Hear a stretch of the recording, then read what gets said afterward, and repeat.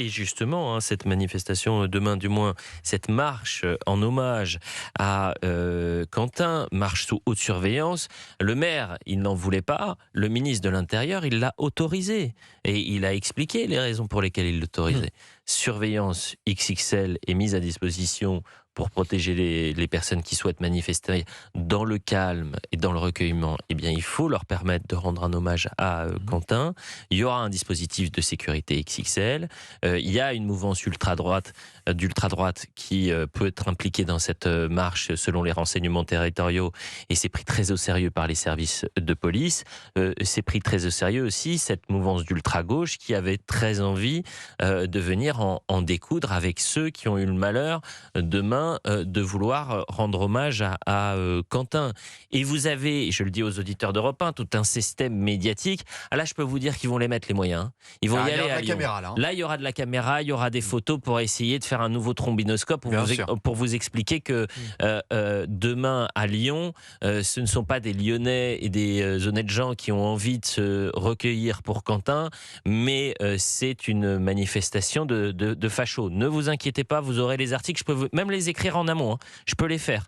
Ne vous inquiétez, je peux même. Je vois très bien la photo qui se circulera tout au long du week-end. En revanche, quand c'était vendredi soir et samedi matin pour parler de Quentin qui a été battu à mort, là, il n'y avait personne. Et heureusement que TF1 et le JT de 20h, les journalistes du 20h ont révélé les images de samedi soir, parce que ça a changé un peu la perception des choses. Là, on a parlé de Quentin différemment. Et pourtant, il y avait déjà eu le communiqué de la famille, et tous les journalistes avaient déjà les informations sur le lynchage en règle qu'il y avait eu contre Quentin. Johanna et Julien souhaitent réagir en direct avec nous sur Europe 1, édition spéciale consacrée donc au meurtre de Quentin, ses conséquences politiques. À quel point ce drame, depuis une semaine, vous a-t-il marqué? Avant de donner la parole aux auditeurs, je voudrais qu'on écoute Jordan Bardella, qui est revenu sur un député fiché S, triplement fiché S, Raphaël Arnaud, qui avait comme assistant parlementaire des individus qui sont suspectés d'avoir participé à ce lynchage terrifiant. Raphaël Arnaud est un militant violent qui a fait les frais d'une triple fiche S pour atteinte à la sûreté de l'État. Il a été condamné pour des faits de violence, comme beaucoup de cadres de la France Insoumise. Monsieur Delogu lui-même a été condamné pour des faits de violence. Il y a dans la France Insoumise des cadres, des militants politiques qui tous les jours appellent à des violences contre les gens qui ne pensent pas comme eux, contre nos forces de l'ordre, contre nos policiers, contre nos gendarmes, qui considèrent que des actes terroristes sont des actes de résistance. Donc maintenant, assez de la complaisance à l'égard de cette gauche et de cette extrême gauche. Et j'appelle aussi l'ensemble de la gauche à faire le ménage, et l'ensemble des formations républicaines à gauche qui ont eu sur leur document de campagne, à commencer par monsieur François Hollande, qui sur son site internet a encore le soutien et le logo de la Jeune Garde. Il a été élu avec le soutien de cette milice qui ressemble beaucoup aux milices paramilitaires qu'on a pu connaître dans les années 30, qui partagent les mêmes modes d'action, la même volonté d'en découdre avec l'ordre public, à faire le ménage et à sortir de cette emprise et de ce syndrome de Stockholm que toute la gauche aujourd'hui a à l'égard de monsieur Mélenchon et à l'égard de la France Insoumise. Alors là, je veux absolument qu'on vérifie ce que vient de dire Jordan Bardella. Est-ce que sur les affiches de François Hollande, au moins sur le site, il y avait les logos Jeune Garde? C'est quand même... je suis en train de vérifier. Tombe de ma chaise. Oui. Julien est en direct avec nous, il nous appelle du Rhône-Alpes. Bonjour Julien, et vous souhaitez aborder un fait très important, mais les Français ne sont pas dupes, mais pourtant ils tentent toujours de faire la même chose, les militants d'ultra-gauche. C'est l'inversion accusatoire, c'est-à-dire le bourreau veut se faire passer pour la victime, Julien. Oui, bonjour à tous. Oui, je revenais un petit peu sur ce drame qui s'est passé. Tout d'abord, ça fait une semaine, là, j'étais choqué, attristé, énervé, désabusé, mais pas surpris par ce drame, en fait, parce que ça en découle de toute la bien-pensance qu'on a, du laxisme qu'il y a dans ce pays. Et voilà, on peut arriver qu'il y a de tels drames qui passent limite inaperçus quand on a des fois cette bien-pensance va prendre la défense de racailles, de meurtriers, enfin. Il y a une inversion des valeurs. Demain, il y a une marche silencieuse. On nous fait une propagande comme quoi ça va être une marche fasciste. Enfin voilà, c'est limite le troisième Reich qui va qui va défiler dans les rues demain alors qu'on vient juste rendre un hommage. Vous serez présent d'ailleurs, Julien, demain à la marche? Non, je ne pourrais pas être présent malheureusement, non. Non, ça aurait été mais je ne pourrais être présent, mais voilà, c'est... Si vous aviez pu être présent, vous y seriez allé. C'est ça que je comprends. Bien sûr, mais Julien, il ne faut pas être dupe non plus.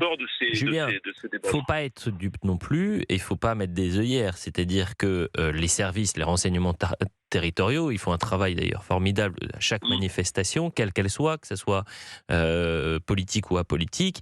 Et puis, via leurs renseignements, ils arrivent à cibler si oui ou non il y a une présence de mouvements ultra-extrémistes qui veulent s'agréger aux manifestations. On l'a vu, mais des centaines de fois les années précédentes. Et si les renseignements territoriaux disent demain, il y a un risque que s'agrège à des gens honnêtes qui souhaitent marcher pour rendre hommage à Quentin, des membres de l'ultra-droite venus un peu de partout en Europe, c'est possible aussi. Attention, faut pas. Et c'est pour ça que moi je. Il faut faire le ménage de chaque côté, quoi qu'il en soit. Oui, mais ce que je veux dire par là, c'est que on a eu l'organisatrice, elle l'a rappelé 3 fois, elle a dit cette marche, c'est une marche silencieuse pour rendre hommage à Quentin parce que c'était un homme qui avait des valeurs, qui avait des idées que peut-être certains ne partagent pas, mais en tous les cas, il les présentait de manière pacifique. Et on n'a pas le droit d'être lynché, tué, battu à mort pour ses idées sur notre sol, d'où le fait qu'elle organise cette marche. Je vous remercie, Julien. Exactement, je voulais juste revenir rapidement sur les propos qu'avaient tenus les échanges de Madame Meloni, qui était revenue on en parlera dans quelques instants. Oui, juste dire que M. Macron, quand il parle de troupeau, que chacun chez soi, le troupeau sera bien gardé. Le troupeau actuellement, il est sur une terre aride.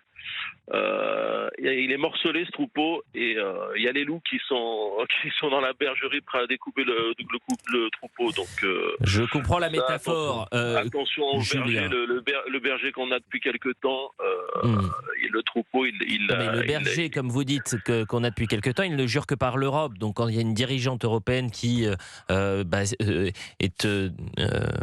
fait un message en hommage à Quentin et dit ce qui s'est passé en France peut se passer chez nous, et que là, pour la première fois, il retrouve la notion des frontières, c'est vrai que ça peut surprendre, mais nous en parlerons aux alentours de 12h40, cher Julien. Johanna est en direct avec nous. Bonjour Johanna.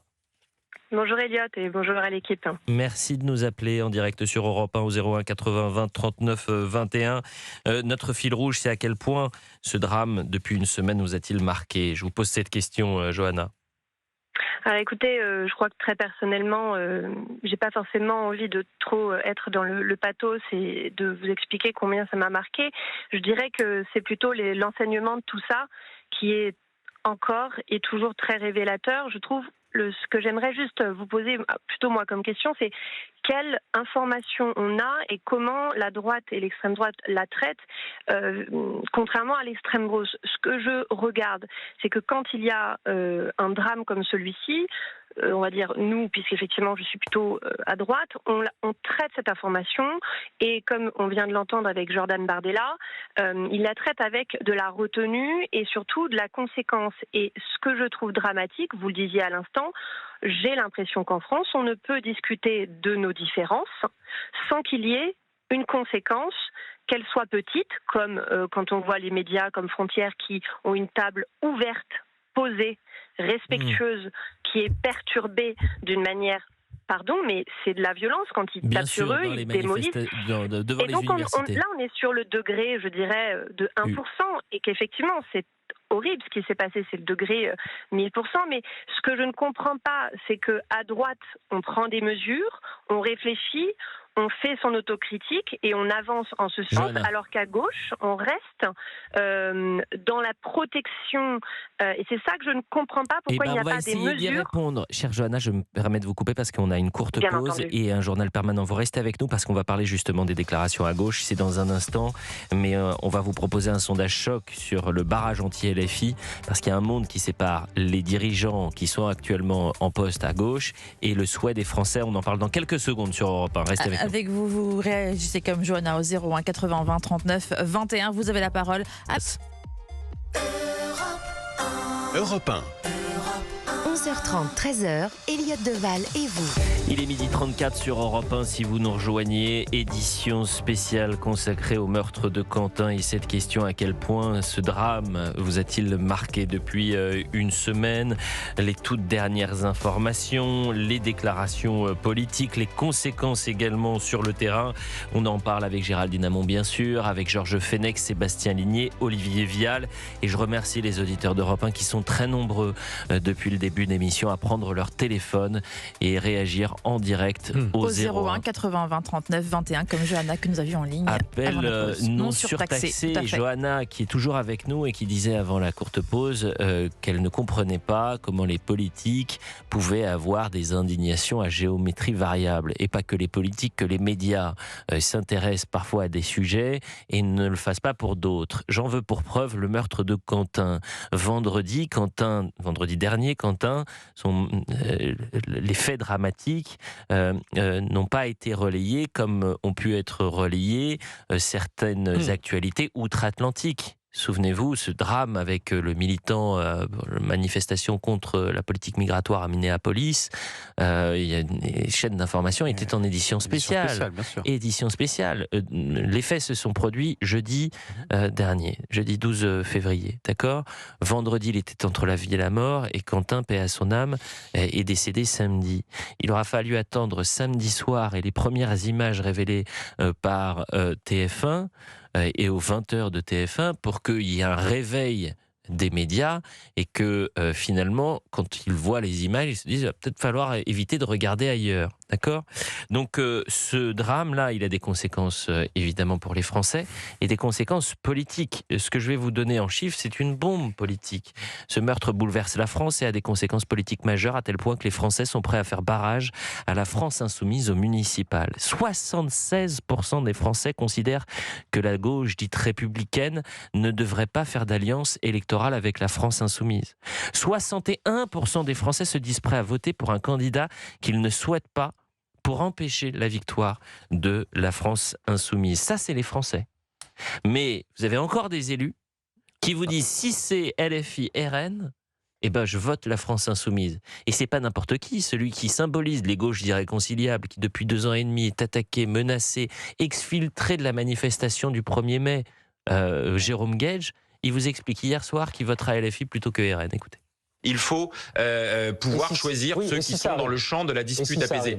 Moi, je l'ai déjà dit, donc on va dire, je tombe dans le piège de la question qui est posée. Non, c'est pas un piège. Je refuserai toujours et je ferai toujours tout pour empêcher que l'extrême droite arrive au pouvoir. Donc voilà, vous voteriez LFI. Je vais vous dire, parce que je ne mets pas un signe égal entre le Rassemblement national et la France insoumise. Donc parce que je connais LFI. des militants et des électeurs de la France insoumise qui sont dévoyés, parce que je termine ma phrase et que je vais vous dire, quand je vous dis que je refuserai toujours que l'extrême droite arrive au pouvoir dans une ville ou dans le pays, je vais au bout de... voilà. Mais cette situation-là... Donc vous voteriez LFI. Cette situation-là, je veux l'éviter par-dessus tout. Vous savez quoi ? Parce que dans ce cas de figure... mais parce que parce que vous avez parfaitement compris que dans ce cas de figure, je préfère voter pour le candidat, quel qu'il soit, face au Rassemblement national. Même s'il est LFI. Même s'il est LFI.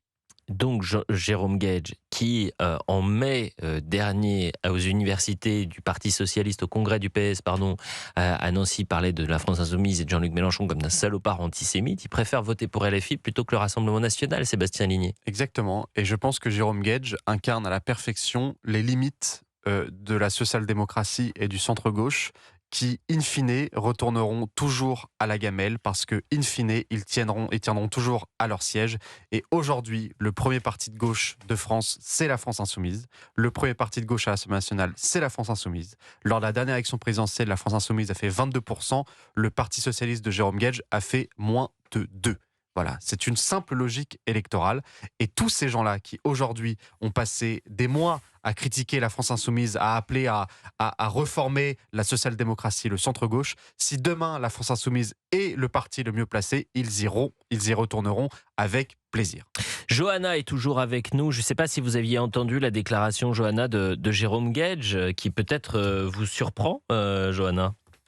Alors non, moi je suis assez pessimiste et puis moi j'appartiens à la communauté juive et effectivement alors moi je suis dans un groupe avec Monsieur Aloncle qui c'est évidemment un autre sujet est en train de défendre comme il peut un autre sujet de notre belle France. Mais moi, je vois justement dans notre communauté qu'on se sent beaucoup plus protégé par des groupes de droite, toutes les droites confondues, du RN en passant par l'UDR, etc.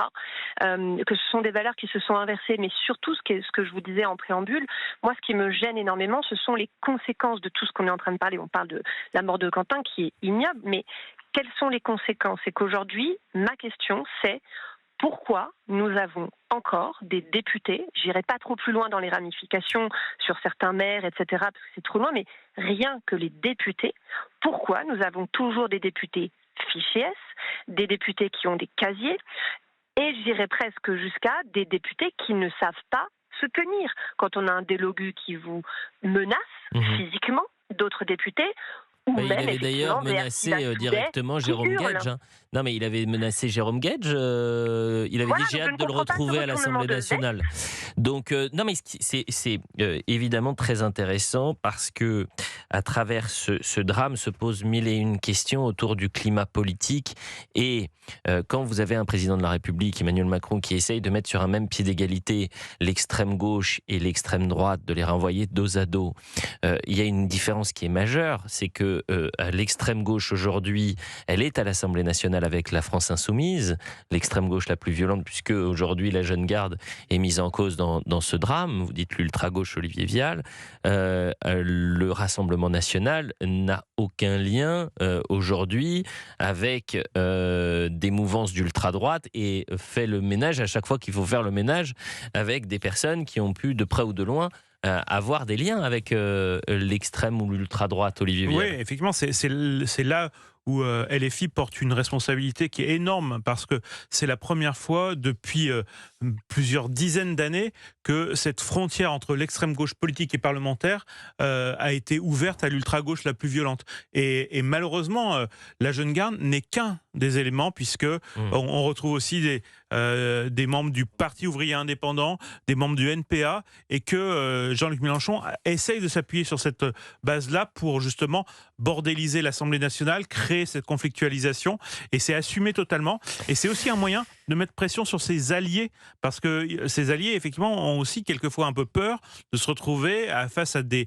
militants qui ont une culture beaucoup plus physique que réellement politique. Non, mais vous imaginez Jérôme Guedj aujourd'hui qui voterait pour... mais ça rejoint Madame Laluc, si je ne dis pas de bêtises, la porte-parole du mouvement de Glucksmann, qui avait dit je préfère voter pour une chèvre face au RN cette semaine. Ils le font tous. Et c'est là où on voit, en effet, il y a aujourd'hui une fracture entre l'électorat de gauche ou de centre-gauche et les cadres de la gauche. De la même manière que les cadres de gauche étaient tous pour sauver la peau au gouvernement au moment du budget, alors que les militants socialistes ne l'étaient pas. Une petite pépite avant qu'on se fasse une courte pause. 01 80 20 39 21 si vous souhaitez réagir en direct, parce que cette gauche qui va servir de marchepied pour l'extrême gauche, l'ultra-gauche, appelez-la comme vous voulez, la France insoumise. Hier, débat à Marseille, vous savez, pour les municipales. Écoutez Benoît Payan ce qu'il disait, s'il arrive troisième. Si M. Delogu est devant vous, vous vous retirez au profit de M. Delogu. Alors, je lis beaucoup de science-fiction, mais j'en suis pas vraiment adepte pour tout dire. Ça va vous faire bizarre alors le soir du premier tour, je vous le dis. Ça va vous faire bizarre. Apolline de Malherbe qui lui pose la question. Alors, est-ce qu'il répond oui à Apolline de Malherbe? Oui, je me désiste et je donne mes points en quelque sorte pour Sébastien Delogu, ou oui pour répondre à la question? Mais le problème, c'est que les électeurs de Benoît Payan ne le feront pas. C'est ça la grande différence avec le sondage qu'on a eu. 43 sur Europe 1. On revient dans un